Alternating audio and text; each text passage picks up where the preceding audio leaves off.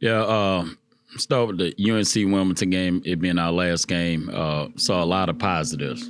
Think this team is now heading in the right direction. Again, still disappointed in the loss, but like I've been saying this entire time, we have everything ahead of us. We just got to keep, hitting the rock, practicing the right way, and then clean up some areas, right? In the second half against UNC Wilmington, I think we went on a scoring drought, so we got to fix some things there, get the ball moving, get our guys moving and put them in positions, to get to the free throw line. I think we shot 13 free throws. I want to say UNC Wilmington shot 24. They attempted 24. I think we were 10 for 13. We got to find ways to get more shots at the rim. I thought we took entirely too many threes. They weren't bad shots. We just didn't hit them. A couple of those threes fall, we'll be talking about, a different outcome. But, you learn from each and every game. You got to stay the course. No one likes being 1-9. I especially don't like that.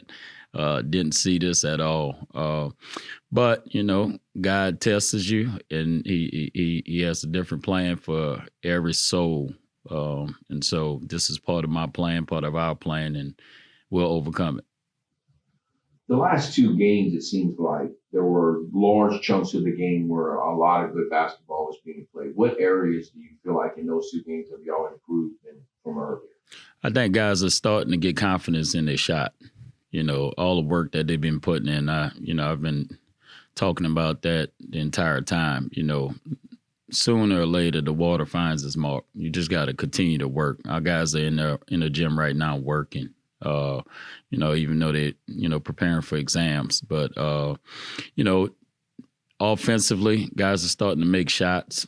And then we're being more connected. I thought defensively for a stretch in the UNC Wilmington game and then early in the Lamar game, we put a couple of possessions together where we defended really well. And so, I'm talking to our guys constantly about winning every 4 minutes, just breaking the game down like that, 4 minutes at a time, 4 minutes. Let's see if we can win 4 minutes at a time. And so they've bought into that. Got really good kids on this team, man. Not many guys could be 1-9 and still have the same attitude and come with the right attitude to practice. Well, we have those guys, losing Jeremiah Evans right before the UNC Wilmington game. I think he came coming off the Lamar game where he might have had 9 points, something like that.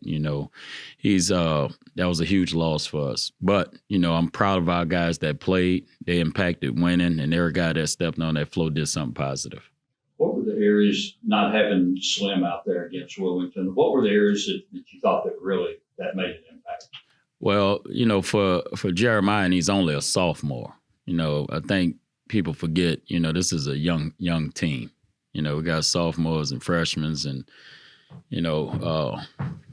guys that are just, have less experience. And but not having Jeremiah Evans out there who's developing into a really good low post presence, hurt us. We like to throw the ball inside to him. We've been doing that over the last 4 or 5 games, and he's continuing to get better. And when you take that away from us, then we become more perimeter oriented. And so hopefully we'll get him back. He's in concussion protocol, these next couple of days. And, he has some tests that he needs to pass. And, we'll see, where that goes and take it from there. Any hope with this week off elsewhere, injury-wise? Yeah, I knew what you was getting at, Kev. Trust me. I'll know in 2 weeks. We have to make a decision on Jamiron Keller. In 2 weeks. So we, unfortunately, no news right now. Hopefully they tell me something later on this afternoon, a miracle. Could this be a big decision, for the whole year? Could. It could in 2 weeks, yep. Got to make a decision for, Jamiron Keller. I always put our kids first. These kids, I put our guys' careers before mine. And so, first and foremost, I want to do right by him. And that goes for all the kids. Karis Bilal, Sean Elkington, who won't play this year. So, but Karis Bilal has a chance to come back. He will come back. And then we'll find out about Jamarian Keller in 2 weeks. So, as far as you know, the plan is for Sean to be here next year? Yes. And is Karis not that big of a decision on him, or is it more likely that he will come back? Excuse me, who's that? Bilal. Oh, Karis Bilal.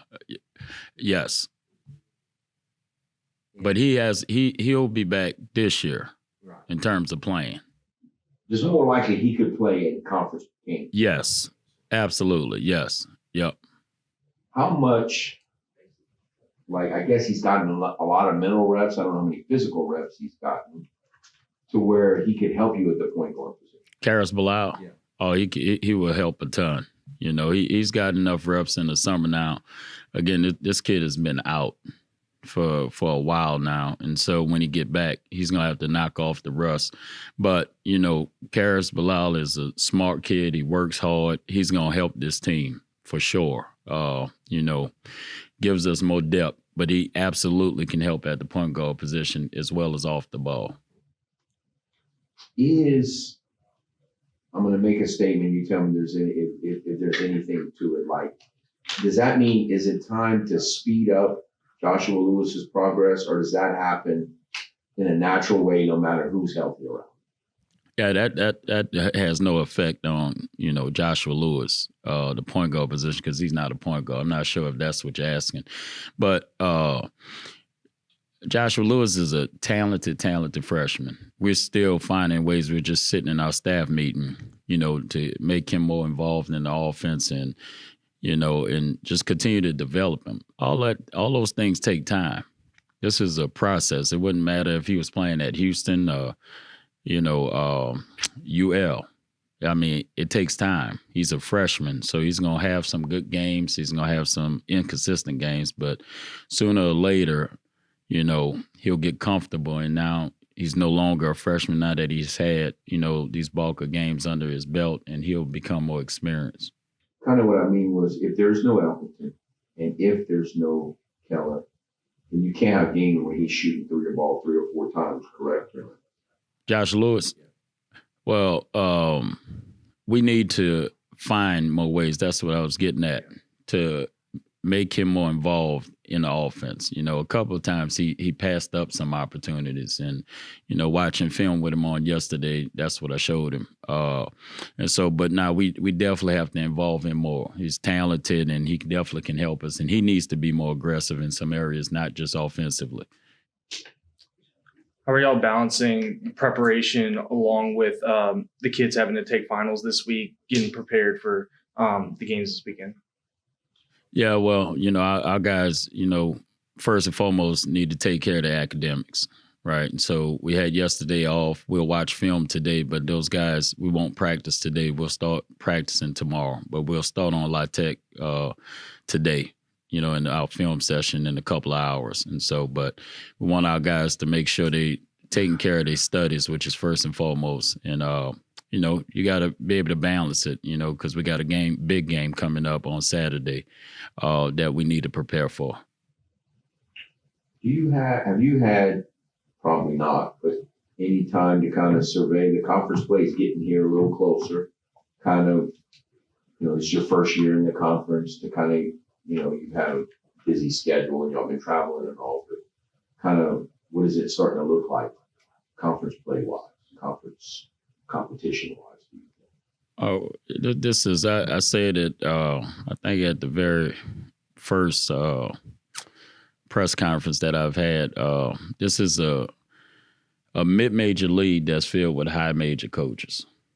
I got a lot of respect for all the coaches in this conference. All these guys do a great job. They're competitive. They got really good teams. This is a really, really good conference. And so every game's going to be a fight, but for us, you got to take one game at a time. And I've said this plenty enough times where you got everything ahead of you. We have a chance to win a conference. Now we got to clean some things up. We'd like to get some guys healthy. But you got is in front of you. But you got to take one game at a time. And the most important game is the game that's ahead of you, and that's La Tech.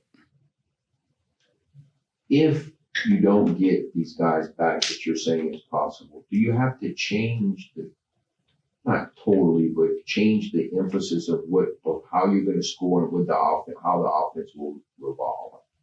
Yeah, you got to make adjustments. Basketball is a game of adjustments. But, when you have injuries and you got guys that play certain positions that you don't have out there, then, yeah, it forces you to change some things, and put some guys in positions that they're not comfortable being in because they hadn't done it. But, over, 4, 5, 6 games, we played a total of 10 now. I want to say 8 without Jamar and Keller, right? Is that right? And so now you've gotten some guys like Jackson, Overa, and Davion Laverne, Dorian Finister. These guys are getting comfortable and more comfortable about the game because they've been put in different positions and handling the ball, initiating the offense, although that's not their deal. But they're becoming more comfortable, and that's why you see the players continue to get better. Where does Collins fit into all this right now? He's right there, but it's earned. Everything is earned at practice. I tell our guys every single day I meet with them, every single day we watch film, that you have to earn your keep.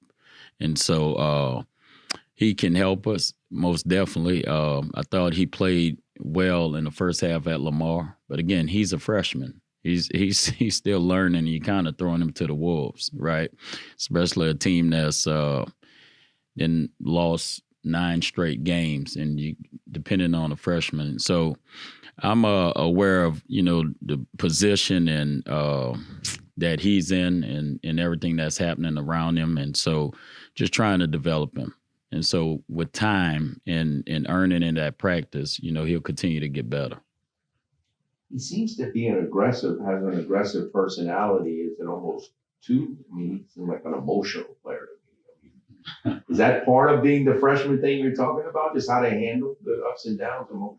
No, I think that's just part of Mike's personality. He's a tough kid, comes from a great family. That's just part of his personality. Everybody's different, but he just, you got to earn your keep. You got to be consistent every single day at practice. And so the kid is talented. I like to tell him, I had the privilege of coaching Jamal Shedd when he was a freshman, and he kind of reminds me of him a little bit.